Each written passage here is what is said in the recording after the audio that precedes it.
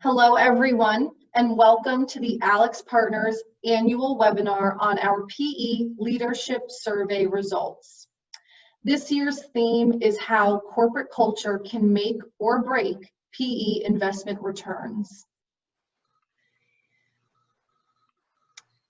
I'm excited to introduce today's speakers. Ted Bililies is Chief Talent Officer and Managing Director at AlixPartners, and founded the transformative leadership practice in 2014, advising global CEOs, their boards, and private equity investors. Ted is internationally recognized expert on the psychology of leadership and its impact during periods of severe business and societal disruption. Ted is also on the executive education faculty of the Harvard Business School. Clark Perry is a director at AlixPartners in the transformative leadership practice. He is an internationally recognized expert in leadership assessment and execution, team development, and cultural change. Prior to AlixPartners, Clark worked in Australia and the United States with elite sporting teams, serving as psychologist at 4 Olympic Games. He has a Ph.D. in performance psychology. Josh Tecchio is Senior Vice President in the Transformative Leadership Practice at AlixPartners.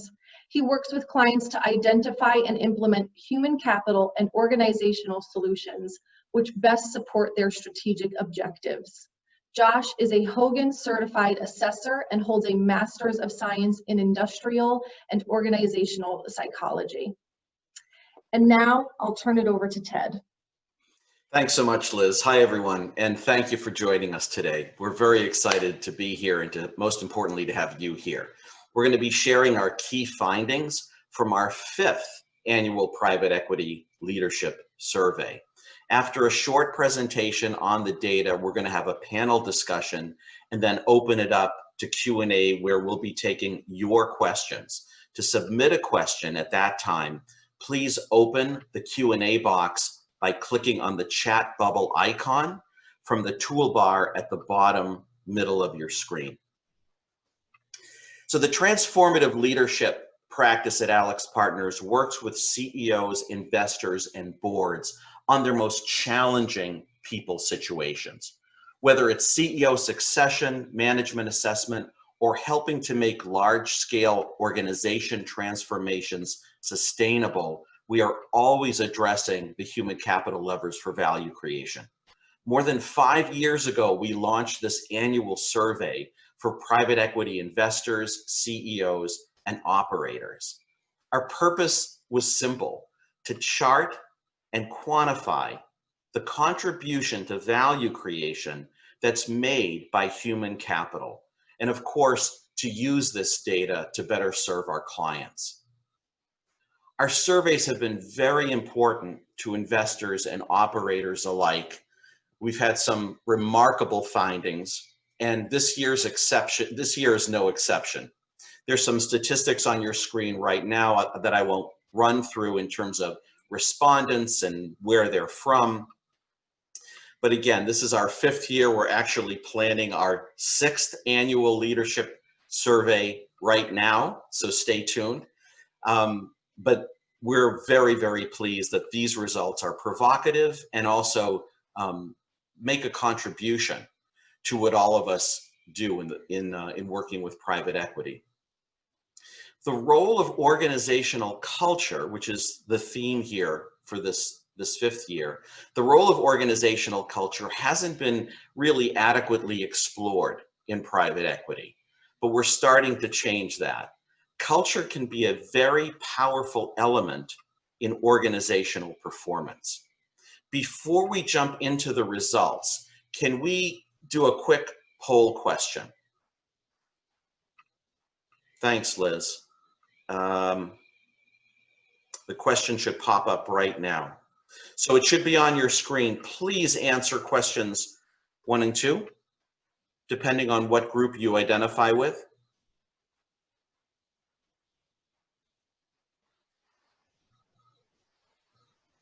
This will give us a little real-time read on the importance of culture to our audience. We are getting responses in now. I'm going to give it a few more seconds to let those come in, and then we will share the results.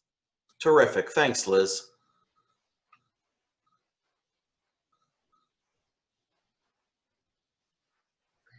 This is great. We've got nearly half of the respondents in. This is excellent. I can't wait to see the results.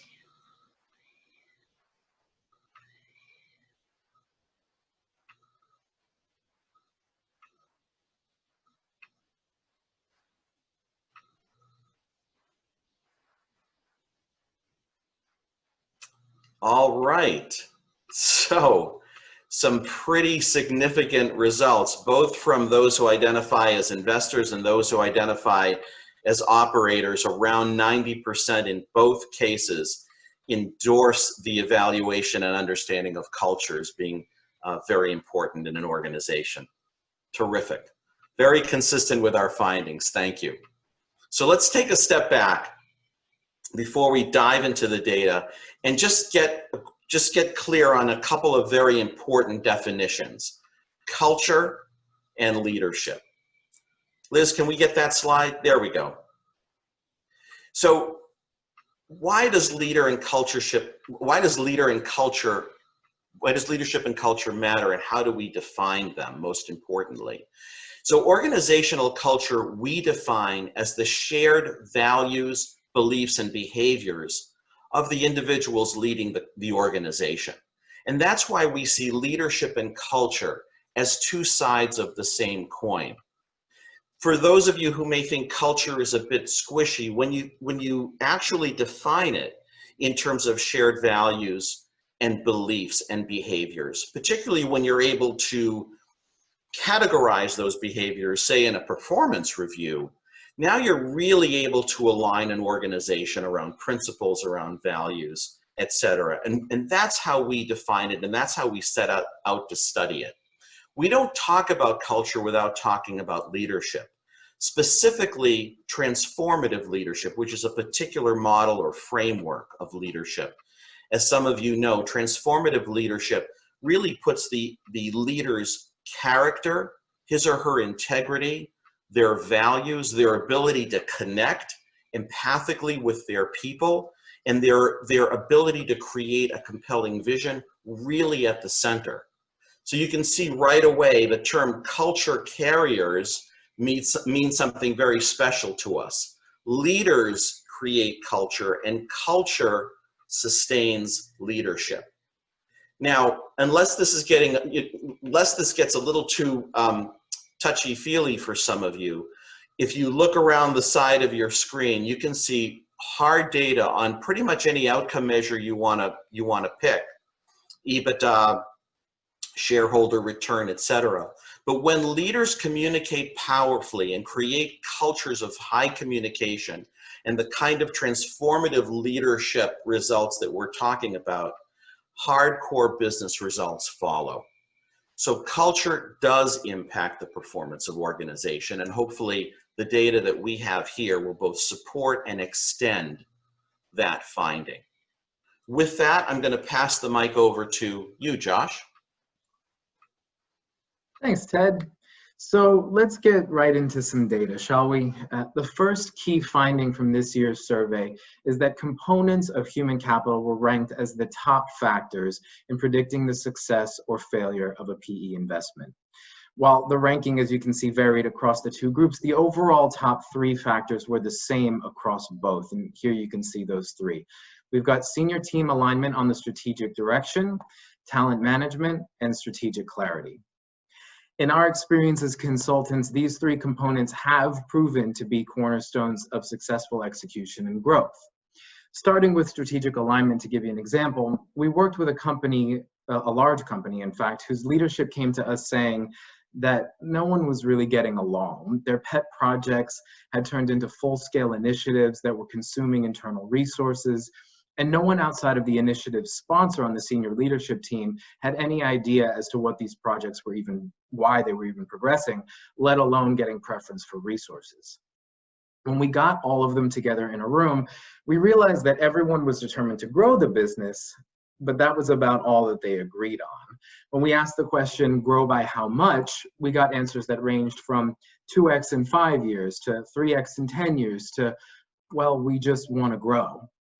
When we asked in which sectors and with which projects they were looking to focus growth, again, there was no agreement amongst the senior leadership. Everyone was working on what they thought were the best growth opportunities, thinking that everyone else was just doing whatever they wanted to do.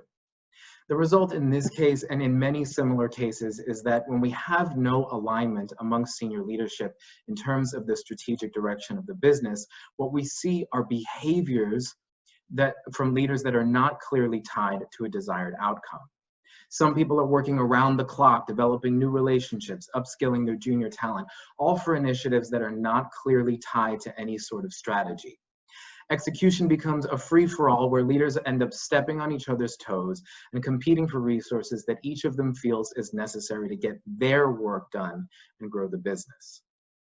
Alignment in this sense is necessary to keep the business accountable for outcomes, goal milestones, and progress tracking along the way, which are critical pieces to continuously informing strategy and ensuring that the business can count on the right talent in the right roles, doing the right things to execute on growth. With the next one, talent management, what we often see are that senior leadership want to provide their employees with the best opportunities, part of which include the right incentives and recognitions, though we're also talking about developmental opportunities, but they fall short in actually instituting structural changes that would support their effort. Commission structures increase competition among salespeople, which runs against a culture of collaboration and teamwork, for example. Senior employees are recognized for their efforts, while others within the rank and file find themselves demotivated and unengaged when they never see their pictures on the office wall, despite their hard efforts and their long hours, all while the company promotes a culture of recognizing work ethic and company loyalty. The last one here regarding strategic clarity, all of your efforts in determining the right strategy based on the right purpose, the right mission, the right values, will be for naught if that strategy is not or cannot be communicated clearly and effectively down through the organization. People work their hardest and at their highest potential when they understand the impact that they within their roles are intended to have on executing the strategy. If we decide that we want to grow the business by 2x in revenue in 5 years, does that mean that salespeople need to ramp up their efforts? Does that mean that product developers need to focus on rolling out new products quickly? Do both need to happen? By when? Answering these questions for each function within your organization allows your people to tie their behaviors to an intended outcome. It allows for their efforts and outcomes to be tracked against a clear goal with clear inputs. And on a psychological level, it allows them the peace of mind to execute on a known quantity, providing the opportunity for them to deepen their development in a specific area, as opposed to throwing darts at a board and hoping that they eventually hit a bullseye. Moving on to the next slide, please, Liz. Great. Here we see that both PE investors and Portco executives agree on one thing in particular. Poor leadership and talent are the two factors that most erode IRR for investments that don't deliver on target returns. What's missing here in large part is the focus on culture. You can have what you think to be A players in a CEO or any CXO role for any number of senior leadership roles. And if that person's leadership style or their personality runs against the company's culture, what you're going to see is how difficult it becomes to get high quality, high impact work done, and the company's performance going down as a result. Culture is powerfully influenced by what we call culture carriers, people in authority who set the tone of a company by way of the behaviors, beliefs, and values, as Ted was saying, that they demonstrate and through which define how work is done at their company. Clark is going to speak on this a bit more in a few moments, but it's important to understand that even the best talent on paper could curtail returns of an investment if they are not aligned to the culture of the business. To speak on some other factors that you see each group noted as having a major impact on IRR, let's go to the next slide if we can, Liz. Here we see again findings that point to several imperatives that portcos and their PE sponsors must meet to maximize IRR. These include the ability to quickly and effectively execute the strategy defined for a portco, which in turn hinges on leaders who possess unique blends of skills.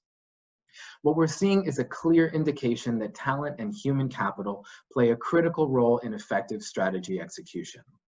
To illustrate, you can look at the top two factors: alignment between key constituencies and portco leaders' speed of execution. So what, right? What explains these responses? Recently, the PE market has been flush with financial capital, but really the same can't be said about human capital. There's a scarcity of exceptional leadership out there precisely when companies need it most. Founders are retiring, culture-carrying leaders are departing, and investors may not have their thumb on the pulse of the company's culture to see how it's likely going to be impacted by these departures. Do the investors know which elements of the culture need to be preserved? Do they know which parts must change to support the investment thesis? Without knowledge on these fronts, investors may unwittingly destroy a portco's culture. For instance, by bringing in a new leader who can't sustain or complement that culture. The speed of change, along with the degrees of volatility and complexity of a business, are increasing the call for organizations to transform their cultures. And in order to survive, portcos need transformative leaders, people who can do more than just execute, people who can motivate, inspire, and empathize with others, create a sense of urgency within the organization, communicate exceptionally well to build high-performing teams, and help navigate profound disruptions like those that we're seeing now. As you can see from the results, it is the PE investors, a first-time finding for these surveys, to be frank, that are seeing the writing on the wall a bit more than portco leadership. Liz, next slide, please. So I've brought up culture a few times over the last few slides, and the last thing that I want to touch on before passing it over to Clark is, given how important culture is for high performance, how good are investors at assessing it? This year, we saw an increase from last year's results on the percentage of investors that were rated as average or below average on their ability to assess culture, going up 8% to 57% from last year's 49%. Now, this can indicate a number of things, one of which is that culture is gaining significant traction in the minds of investors as they go through their due diligence on a target, and therefore their views on their capabilities and assessing it have come into sharper relief. But really, there are a number of explanations for the data. What's important, however, is that 82% of investors stated that early analysis of culture charts a path forward towards greater returns. And yet more than half say that in conducting these kinds of analyses, they're only okay at best. When we've conducted culture analyses of companies during due diligence in particular, the feedback we've received from our investor clients is that what we've uncovered has saved them significant time and significant expense downstream in fixing the cultural issues that are already present and hindering performance, while it has also helped them focus on the elements of culture that are working well and leverage those parts well into the holding period to drive even greater performance. So with all that said, I'd now like to pass the baton over to Clark. Clark, all yours. Thanks, Josh. Liz, can we go to the next slide, please? Okay, so I'm sorry, yep, you changed already. I looked down and there it was. So the reality is culture is the key to success and failure. Let's look a little bit deeper into some of the stuff that Josh was talking about in terms of culture. 71% of the private equity, 81% of portcos believe that it's critical to understand the culture when you're actually executing a strategy. So they know that there is a strong connection between culture and execution. But if you look on that left-hand side, isn't it fascinating that only 13% of the respondents actually conduct formal cultural evaluation? So there's this huge gap of where we're leaving so much to chance, instead of really thinking about whether it's in the due diligence, whether it's in the hold phase, whether it's in the sale phase, of thinking about we need to get a better understanding about our culture if we're going to drive the return that we're looking for. If we're looking for that IRR, if we're looking to make sure we execute on the investment thesis, why would we be leaving culture to chance?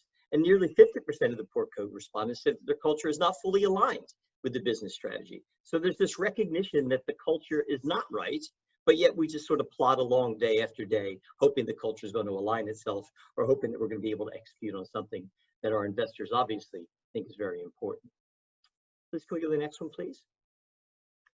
So then let's look a little bit at the CEO in particular, because you could argue the CEO or the CXO, these are the people that are going to be your paramount culture carriers. Culture carriers have to exist throughout the organization, but these are the people that set the tone. And in the study, you've said that disruptive or derailing personalities are cited as the #1 factor to avoid when onboarding a CEO post-deal. So this idea of disruptive personalities have an impact on the ROI, and yet 75% of PE investors report that they've experienced portco failure as a result of a CEO not being effective and fit for the company culture. So this idea of we look for a CEO, we look for quantitative data, we look for experiences, and then we plunk them into an organization and then hope that there's going to be a match with the culture that's there. Also, do we actually have an understanding around what is the right culture? Because the reality is, if we think about what the role of a leader could be, a role of a transformative leader, you could argue that it's to mobilize other people to execute the strategy, deliver the results, and ultimately create value. And so if it's all about mobilizing others to execute that strategy, to deliver the results and create the value, that's culture. That's about, do they have the ability, thinking about the broader organization, can they actually engage the broader organization in a similar way so that when people bring themselves to work each day, their behaviors are aligned to the strategy. And we know, I'm sure everybody on this line as well, knows that they've come across people that don't bring their whole self to work every single day. And if you don't bring your whole self to work every day, you're not operating at 100%, and therefore it's going to have a deleterious effect on performance. So the CEO's role is critical in ensuring that the culture is aligned to the overall strategy. So I'm going to pass it to Ted here in a second and get Ted to talk a little bit more about how that CEO has to drive that culture. Ted, over to you. Great. Thanks, Clark. And this was an important part, I think, of the survey, where we think about the CEO's ability to change culture and whether it's enhanced or hindered if he or she kind of comes up through the organization or is hired from the outside. So as you can see, 68% of PE investors reported to us that they hire from the outside specifically to change the culture. And that is a very, very high success rate. And that's not too hard to understand. A new man, a new woman from outside the organization has a certain leverage point. But here's what was especially surprising to us. I think we had a somewhat of a bias thinking that someone grown up inside an organization is going to have a much harder time changing the culture. Both respondent groups said that's not true, that with the right kind of coaching, development, certainly mindset, again, back to our original definition, shared values, shared behaviors, shared beliefs, with the right kind of mindset, you can change an organization from the inside. It is possible. And we also heard from our respondent groups, from both respondent groups, that there may be a missed opportunity in engaging the CHRO more centrally in that process. So giving the human resources leader more of a say, more of a role, maybe more prominence in that transition is also very, very important. Liz, I think it's time for a polling question. So this is polling question number 2 of 2. If I could ask everybody to please participate quickly in answering the following question. What are the most pressing near-term issues facing your portfolio companies? Select up to 2.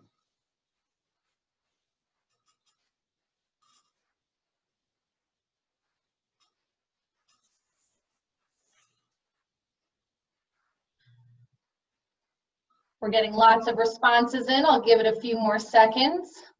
Great, thanks, Liz.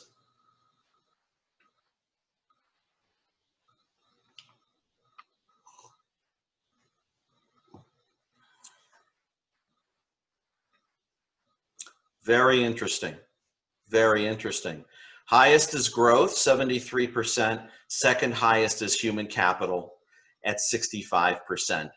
This, just to tell a little story here. This is actually a repeat of our question from last year, and we got the very same results where leadership, human capital, people ranked number 2 as the most pressing issue on the minds of all of you. So very, very consistent there. Liz, shall we go on to panel questions and panel discussion?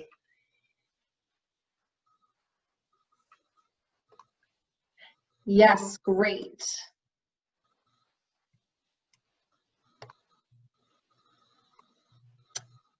Thank you, Ted. So we'll pivot to our panel discussion with our speakers. Ted, the first question is for you.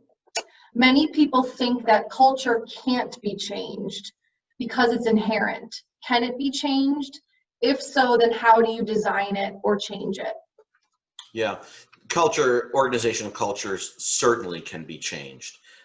We know that. It isn't necessarily easy, and it's not fast, but it is possible. So again, back to this fundamental definition: shared beliefs, shared values, shared behaviors. Make those implicit concepts explicit. So make sure from the CEO on down that those elements are stated clearly, and then reinforced in things like performance reviews and employee surveys. And walking the talk is absolutely essential. This notion that the culture carriers have to be both clear on those things, aligned as a senior team, and then it needs to be engaged in those processes that support behavior over time, over not a long period of time, a few months. Culture can change substantially. Great, thank you, Ted. Clark, my next question is for you. What are the signs of a dysfunctional culture? Well, the first one has to be poor performance, I would think. If the organization is not performing up to expectation, and at the board or senior level you believe you have the right strategy, and so therefore the issue is execution, not strategy, then execution is all about people, and people is all about culture. So one of the first signs would be that it's not performing well. I would also be looking at things like employee turnover. I'd be looking at absenteeism. Once upon a time when we used to have an office, there was a water cooler conversation. So, people standing around the coolers and, talking about things that are not necessarily productive to get the organization where it needs to be. Maybe an overall lack of enthusiasm. Innovation. So if you start to see a lack of innovation, if you start to see a lack of creativity, that could certainly be an issue around culture. And then maybe even some stuff around inclusion. If you're not finding inclusive behavior, if you're finding a lot more siloed behaviors, that would also be a sign that maybe the culture is dysfunctional. I think it starts with having a clear understanding of what you want the culture to be. And then when you start to see those signs that are not aligned to that, that should be alarms going off, and something needs to be done. Great, Clark, thank you. Josh, this next one's for you. When a culture is toxic, what are the first steps to changing it? Yeah, buzzword when it comes to talking about culture and thinking about toxic cultures. They really can be the death knell for performance and retention, as Clark was just saying there. Retention in particular, performance is certainly something that's top of mind, but in thinking about keeping the people that you have, even bringing on new people, the toxic culture is really going to have a majorly detrimental impact on your ability to do both of those things. So if you've noted, if you've analyzed that a culture is toxic, first of all, it should absolutely be addressed. It should not be left to its own devices. It will not fix itself. But for me, the first steps are really twofold. You should do two things. One, you should go broad and deep into the organization and collect specific feedback from employees on what kind of culture is desired, as Clark was saying just now too. Get that feedback from your employees, but also get feedback on where they see the culture as having gone off the tracks. So that's the first thing. The second thing would be is you need to assess your senior leadership. You need to conduct a fulsome 360 on each of them. Getting that anonymized data on the effectiveness of their leadership is going to give you an excellent and actionable insight into how individual leaders as culture carriers have either promoted or fought against the culture itself. So really, before you make any major changes, first steps are in understanding the impact that the toxic culture has had on the business and its people, and then getting insight into the senior leadership to determine where that toxicity is coming from. Great, Josh, thank you. Clark, what are the roadblocks to a changing culture? I'd have to start with leadership. Coming back to the comments that Ted was making earlier, is that you have to have the right leaders to be able to do that. And that's not just skill, that's will. So you have to have leaders that have the ability, the capability to actually be able to change a culture. But there also has to be a desire. I mean, we talk a lot about whenever you're trying to drive a change, there has to be a compelling need to change, but that compelling need has got to be not only a desire to change, because where you are now is not the right place, but also believability that can happen. So leadership has to be able to be aligned to that, the strategic alignment to the changing culture, but they have to have the ability and the desire to do that as well, because they're going to be the ones that are going to cascade that down. The only other thing I would say in terms of a roadblock would probably be the recidivism, the sustainability of a change, that unless you put the right processes in place, people will always fall back on the old habits. So, how do you continue to drive the new way of doing things around here? How do you align those processes and tools to the new culture? Because without that, when people are left alone, we'll always go back to what we do, which is easy. Right, great, thank you. Yeah. Josh, do you view culture as static, or should it change over time? We get asked this question quite frequently, actually, and I'm going to give the consultant's answer, hopefully to no one's chagrin, because it isn't a yes and. I suppose if I were to give a broad sweeping answer, I'd say yes, full stop. Culture is bound to change over time, particularly in an environment of constant disruption like we find ourselves in currently, and as we found ourselves in over the last decade or so, where what companies need are transformative leaders in order to survive, as I was saying earlier. So in that sense, culture will evolve over time to adapt to new working styles, leadership needs, business objectives, etc. But the nuance here is that not all parts of culture should or necessarily have to change. The culture of an organization is grounded in its purpose and its values, which are also two factors that drive recruiting. So when people align themselves to that purpose and to those values and simultaneously are demonstrating high performance, you want to be careful to analyze what parts of culture need to be preserved, even as other parts of it are going to necessarily evolve. Great. Ted, my last question is for you. Is the board involved in setting the culture? Sure, absolutely. Maybe a little more indirectly than people on the management team, but let's remember the board's responsible for selecting the CEO. The board is so that's huge right there, around succession planning.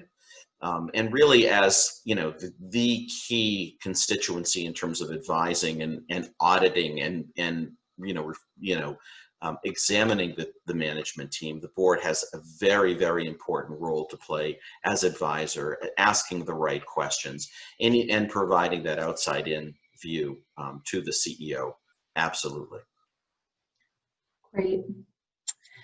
So as Ted mentioned earlier in the webinar, we'd like to invite our attendees to please submit your questions in the Q&A box. Again, you can find that in the toolbar at the bottom middle of your screen, and it is a chat bubble icon. If you select that, you can enter in your questions. We do have some questions that were submitted to us earlier via email, so I'll start with those. Ted, how long does it take to change a culture? I'll take this one, and then I'll let my colleagues jump in. That clearly depends.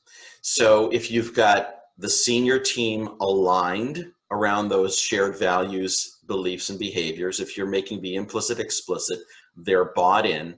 You have a clear transformative leader. So again, this is a man or woman who understands the importance of personal values, personal integrity, connecting with people at both hearts and minds. So if you've got a leader who's inclusive in those ways, you've got an aligned management team, and you've built these beliefs and values, and you're rewarding for them in the processes of the organization, you'll see change within a few months. I think you could declare victory, somewhere between 6 and 12 months. It's not a long process, that it really, really does depend on the things that I mentioned. Great. To Ted's point, when you're thinking about changing the culture and the time in that, if you're thinking about transformation, true transformation and sustainability, Ted nailed it. I mean, that's exactly how it has to be done. Isn't it interesting in these times of disruption now, when you have to change something immediately, it may require a different kind of leadership, but it's not going to be a sustainable culture like Ted's talking about. If I need to change a short-term culture to get us through this crisis, that can be almost done immediately, but it's going to have effects on the business going forward. So, Ted's answer is the perfect answer in terms of long-term sustainable transformation. Great. Josh, can you give an example of when culture wasn't aligned to the investment thesis? Yeah, sure. Okay. So we were working at a company a few years back that had been recently acquired by a PE fund, and the investors were really looking to streamline several lines of business, cut out a lot of fat, and focus on growing a core set of products. The company at the time was still being run by the founder, who, Clark will certainly back me up on this. He was the epitome of entrepreneurialism. He was the guy that was constantly looking for new product development opportunities. He was branching off into new sectors and new markets. I remember the company had a largely unsuccessful footwear line of business. The CEO was looking to branch into several adjacencies, one of which was skincare. And he was very much an ideas guy, right? So we want to understand that there's no judgment, good or bad, in what I've just said. It's that, this was a certain type of leader of the organization that had really gotten them to where they'd gone and been appetizing for a PE fund to acquire. So he had instituted this culture of entrepreneurialism within the business because of his nature. And as a result of his style of leadership, the functions within the business had become highly siloed, where everyone was operating in their little fiefdoms. Marketing didn't communicate with product development, forecasting wasn't connected to design, et cetera, et cetera, et cetera. So the investment thesis of hunkering down on a core set of products was really, and growing the business through a better go-to-market strategy, it was being roughed up by all of the entrepreneurialism and the siloed functions. So we were brought in to assess the company's culture and its leadership to make changes that needed executed on the investment thesis, which ultimately included elevating the CEO to a non-executive chairman role and exiting the COO to really institute these changes from the top of the house. But we also found that a lot of people underneath, within these functions, they were aligned to what was needed from the culture. They just weren't able to execute on it because of the kind of leadership that was in place. So that was a really good example from when there was a misalignment there. Great. Ted, how does culture really impact shareholder return? Well, it does in any number of ways. We can start with the easy way, which is talent, right? Attract, develop, and retain. So if you're not we are still in a war for talent, despite everything that's happening in the world.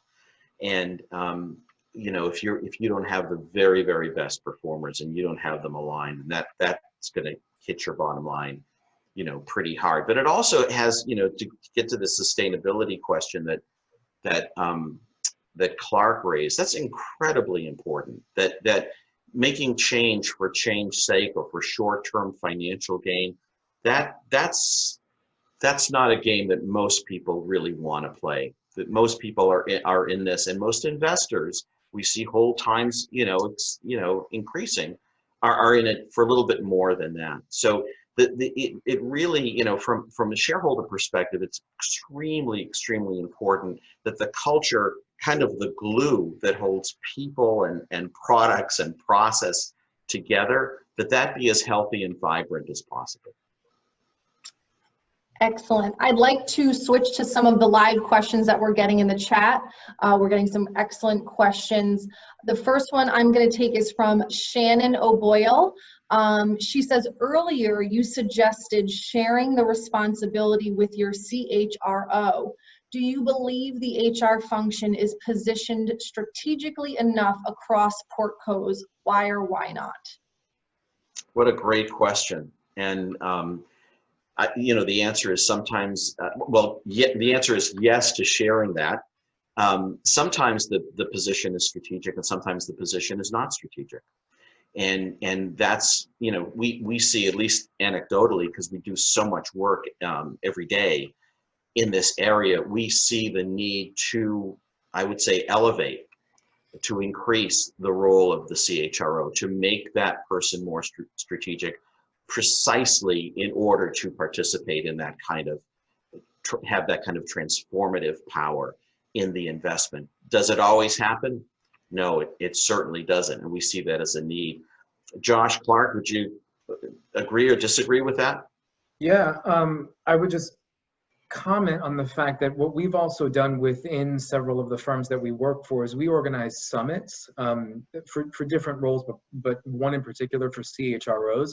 So one of the greatest opportunities of having a portfolio of companies and being part of a portfolio of companies is your ability to intermingle with your peers within that same role. So bringing a room full of CHROs within a portfolio together and having them collaborate on the strategic direction of the company, understanding how to leverage people to execute on what's needed moving forward from the investment that they've received. It's proven in our experience to be absolutely indispensable to these people. Not only are they able to collaborate with one another, but we also have facilitated discussion on best practices and how to manage talent through a holding period that's proven to be really beneficial. So from that standpoint, the strategic nature has been really helpful. But to Ted's point, it doesn't hold. Great. Interestingly, the other thing, and again, Ted, Josh, you can refute or support this, but a lot of the firms now are bringing in operating partners, and the operating partners are actually, surprisingly, many of them are coming from a human capital or an HR background. So operating partners in firms are closely aligned to the human capital needs of an organization. So we've also got a question from Jamie McLaughlin. How do you bring up the need for culture change to a leader with little experience and or interest in the space? Example, investment leaders.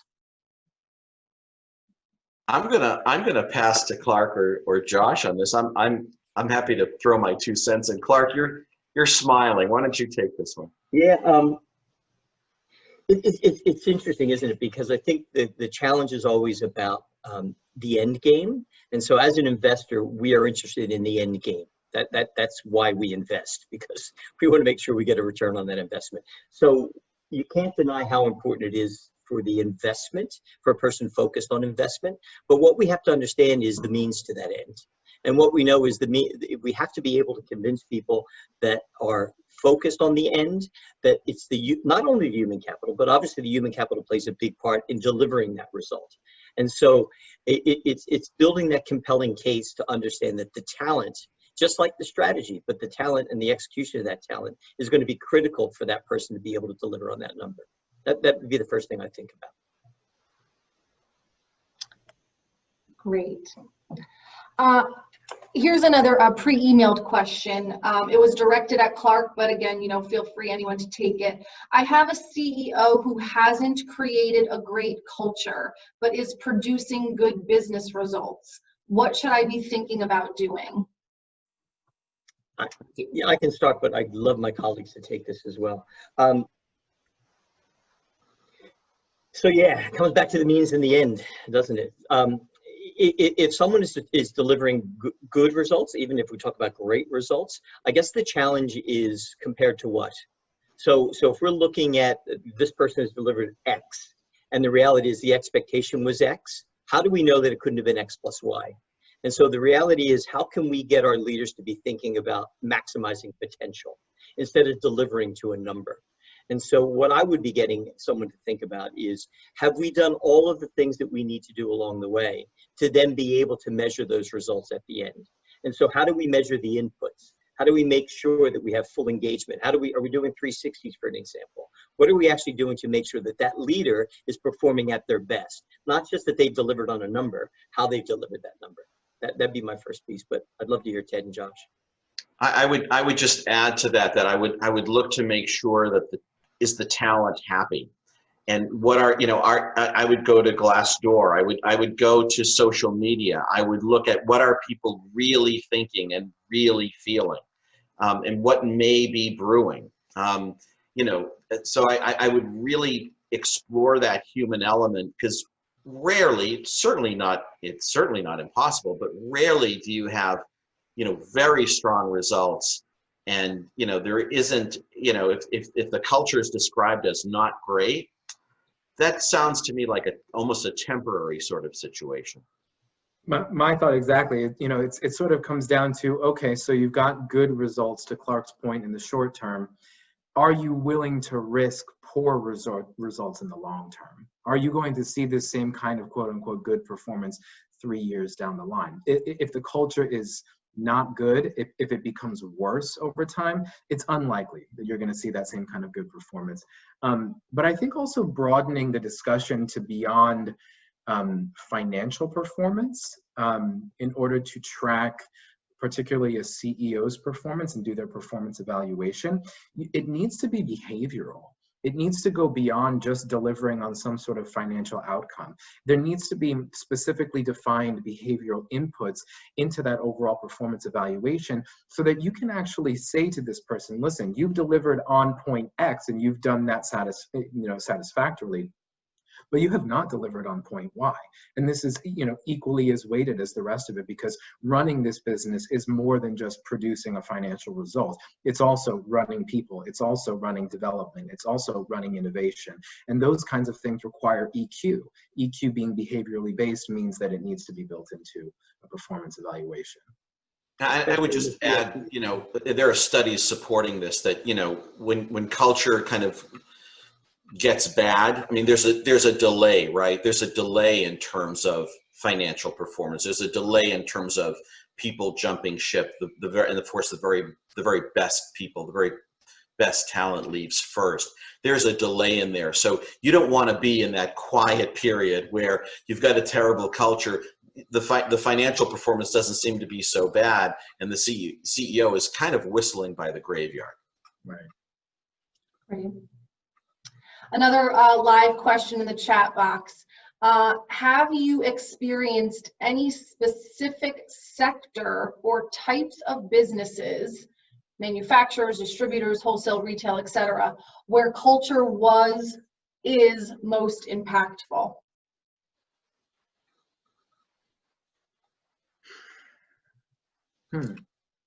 Most impactful, I would have to say it cuts across industries. Culture is always impactful. That's what we find. It can, maybe to turn the question around a little bit, it is most impacted by some of those industries that are most under fire right now. So retail, as we all know, is going through some extraordinary times. Impacting culture and cultures that have been decades old, when we see what's happening in the restructuring arena right now and in the bankruptcy arena. But I'd be hard pressed to say, one industry over another, because it's so ubiquitous. Yeah, great. There was a lot of talk, obviously, early 2000s around the tech culture, what was happening out west. And now there's talk about, how much that has even changed. But as you asked that question, even thinking about currently, what's going to happen as we go back to work, as we return to work? What's going to be the right culture? How are industries going to be impacted by cultures going forward? How are cultures going to be impacting industries going forward? So yeah, I think it's a great question, and I think there's not a great answer for it, to be honest. And I would just not let the question go without, kind of reminding folks of our fundamental belief, which is leadership and culture being two sides of the same coin. You know, leaders effectively create culture, and then culture supports and reinforces the leadership. So you've got to examine both those things. And even to that point, Ted, as you say that, and that is, you can have very different cultures within a very similar industry. Mm-hmm. So company A and company B in the same industry can have very different cultures, and both of them be exactly what needs for that company to be successful. Yeah.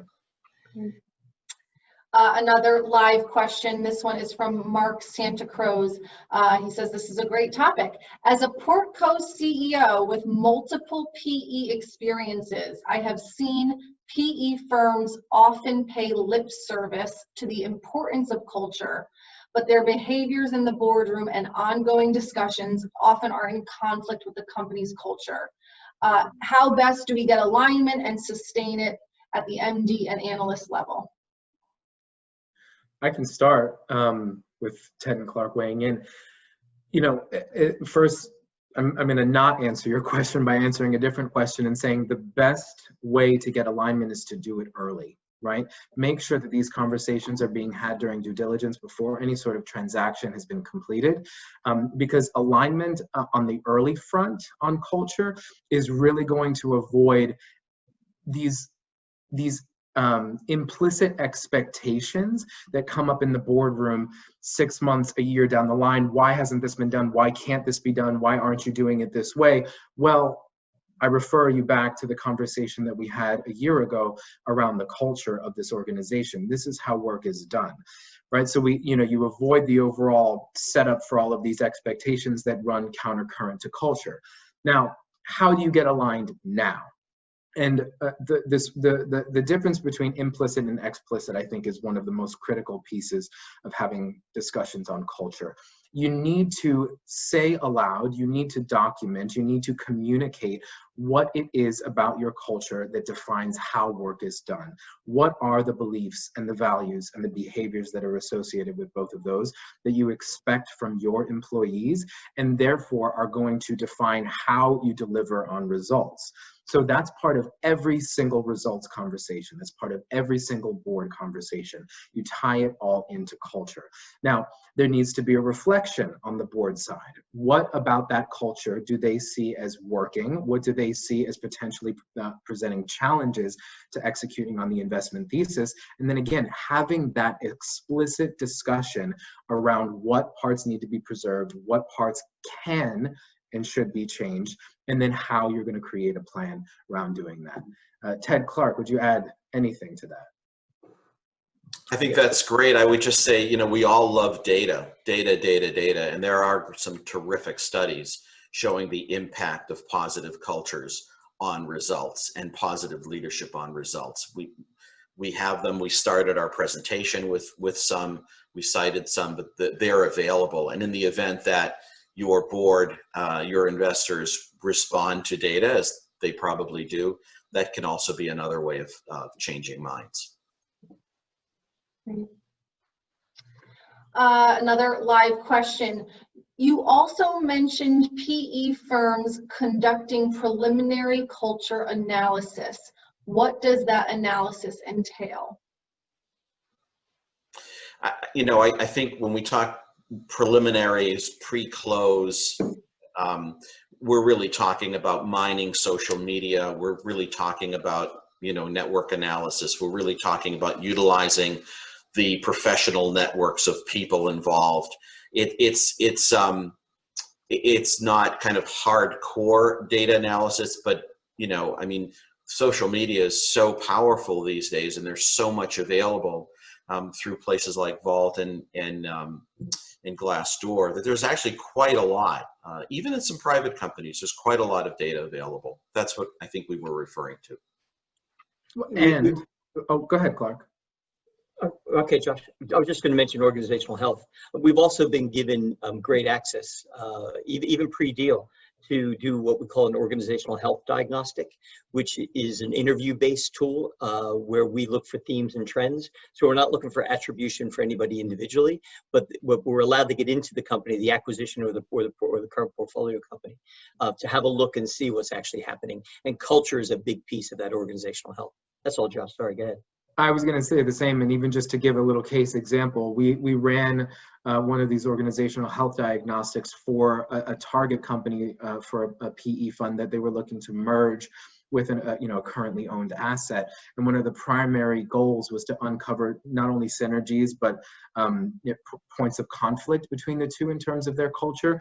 And we unearthed several different factors that really were going to make problematic the integration of the two enterprises after the first one had been acquired and was merged, but then also found some levers that needed to be pulled in order to really strengthen them once they were combined. And just to say, not all pieces of culture need to flow perfectly with one another. There can be pieces of business that operate a little bit more independently from the broader enterprise, as long as they're led by leaders that understand what it means to integrate results into the broader organization. But what we found there, it saved the investors a ton of time and a ton of money, particularly in thinking about the leadership of those two cultures when they were integrated.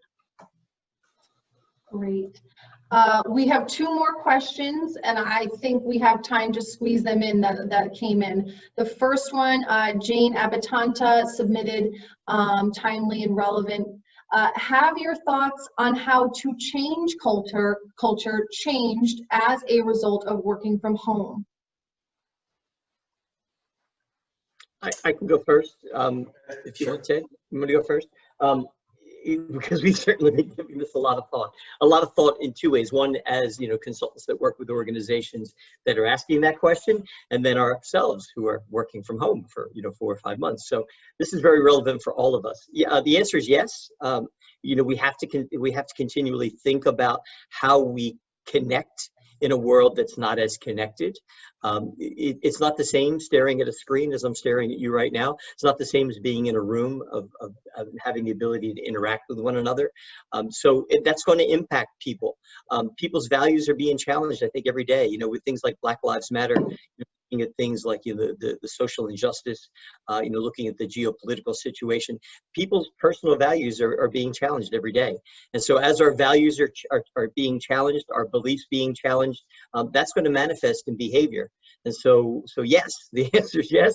And we all have to be looking at that from an organizational perspective to think about, as we come back to work, as we re-engage, how have our people changed, and how are we going to make sure that we align our people moving forward? It puts a real premium on leadership, as if leadership wasn't already, highly valued, right? But that's why we talk a lot about the transformative leader. As a man or woman who's comfortable with themselves, who's willing to be vulnerable, who has unimpeachable integrity, who has empathy for their people, and of course, superb communication. These qualities, competencies, attributes, and traits are so much more important now for culture building when we are two-dimensional on a screen instead of three-dimensional in person. Right. Oh, sorry, Liz. The only thing that I'll add to that is, just for a shameless plug, we recently as a team wrote a series of 6 articles on the essentials for leading from crisis and into transformation. I think the headline of the first one says it all about culture. We are all transformative leaders now. No matter whether you thought you were or you actually were before, you are now, just given everything that we've been talking about. Great. And I'm going to squeeze in this last question. If you are acquiring an organization and the numbers are wonderful, but the culture at the company being acquired is toxic, is that a showstopper? Could be. I mean, what you need to do is investigate. We would look deeply at the management, the CEO and the management team, understand and unpack what toxic means, and then put an RX plan right away. And if it looked like that was all possible, the deal would likely would be fine to go through. But it's certainly to a point Josh made a little bit earlier. I mean, you'd want to be all over that very, very fast. Oftentimes, and Josh can attest to this, we've seen this where the culture is toxic, and it's toxic because it's rebellious against the leadership. And so the reality is, if we can assess the leadership and get the leadership either aligned or remove the leadership, sometimes you find that toxic culture is aligned to the organization. Exactly. Well, this concludes our annual webinar for today. Thank you everyone for joining, and I'll let Ted, Clark, and Josh say their thank yous as well. Thanks to everybody. Thanks for your questions and for participation, and see you next time. And thank you, Liz. Bye, everyone. Bye. Thank you. Thanks, Liz. Bye-bye.